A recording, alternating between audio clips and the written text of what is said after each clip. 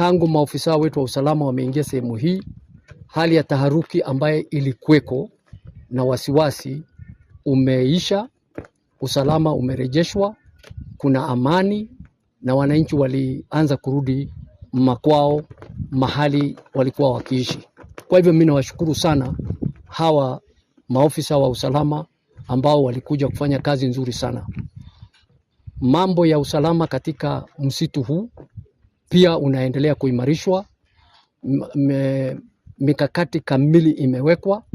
Tulikuwa na changamoto kidogo kidogo hapa na pale, ndio imeweza kuzuia hatua kadhaa ambayo tungechukua ili kuendelea na operation hiyo. Mambo makubwa ambayo yanatuletea matatizo hivi sasa ni kuwepo kwa watu ndani ya msitu. Tuko na wananchi wengi ambao wako kwa msitu, tuko na shule, tuko na mahospitali, tuko na mambo mengi ambao kule ndani imetuzuia na imekuwa changamoto kwetu ili kuendelea na operation hiyo. Hivi sasa tumekamilisha mipango hiyo na sasa tunaendelea kwa jinsi inavyotakikana. Na mimi nina imani ya kwamba operation kamili itaanza ili tuweze kuwaondoa majangili ambao wamekwama ndani ya msitu huu.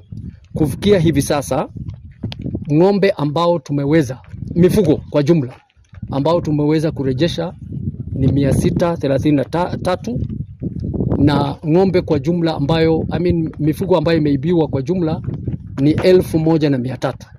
Na unaona ya kwamba karibu nusu tumeweza kurejesha. Bunduki 10 imeweza kutwaliwa na serikali na risasi 17 ya aina tofauti tofauti.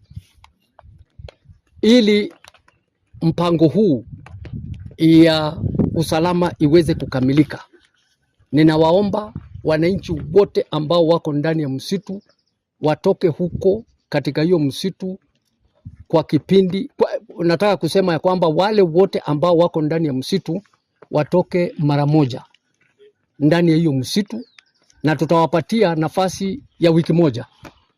Tutawapatia makataa ya siku 7 kuanzia leo. Wananchi wale ambao wanapenda amani, wanafuata sheria, wanazingatia usalama, tunawasihi na tunawaomba waondoke katika msitu huo katika kipindi cha siku 7 ili maofisa wetu wa usalama waweze kuingia kule na waweze kupambana na hawa magaidi ambao wamejificha katika sehemu kadhaa ndani ya msitu huo. Hivi sasa imekuwa changamoto kwa sababu wamechanganyikana, wamejificha ndani ya wananchi.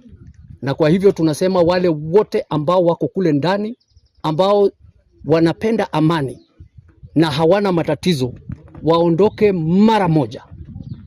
Watoke katika msitu mara moja ili tuweze kuingia msitu huo na kupambana na wakora ambao wako pale. Vile vile ninawapatia pia nafasi wale wote ambao wanamiliki silaha kinyume cha sheria waweze kusalimisha bila kuwa na matatizo.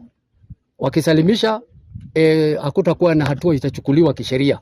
Lakini katika kipindi cha siku 7 kama hawajarejesha na wapatikane, basi watajilaumu wao wenyewe.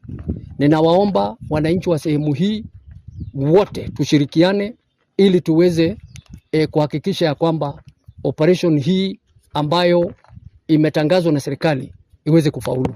Ninawaomba wananchi wote, viongozi wetu na kila mmoja wetu tushirikiane ili tuweze kufaulu katika mambo haya ya usalama.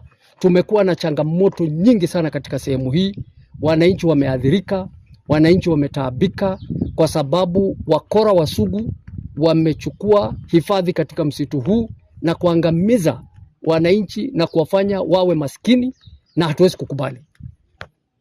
Tukiwa serikali, mambo yetu ya kwanza kabisa ni usalama wa wananchi na mali yao.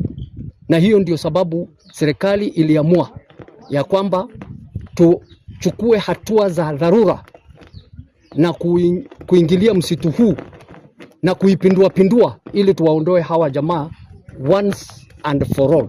Hatutarudi tena pale, na nimeambia watu mara nyingi ya kwamba ni serikali hii ambayo itakomesha mambo ya uhalifu katika sehemu ya Rift Valley yote kwa jumla, na haswa katika hii msitu.